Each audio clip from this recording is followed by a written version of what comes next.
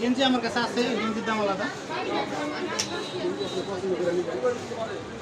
আর যদি বেশি লাগে 15-20 পিস, 1000 পিস, 100 পিস, 150 পিস এরকম হিসাব আলাদা। বুতার গেঞ্জি যদি নেন ওদের হিসাব আলাদা, পাইকারি হিসাব করে।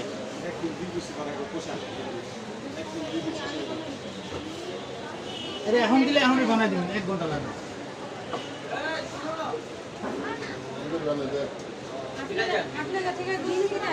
হ্যাঁ আমার কাছে গেঞ্জি আছে। গেঞ্জির দাম কত? গেঞ্জির দাম আপনার কয়েক পদের আছে, দেখা কই দেবো। কি লাগাবি সেটা?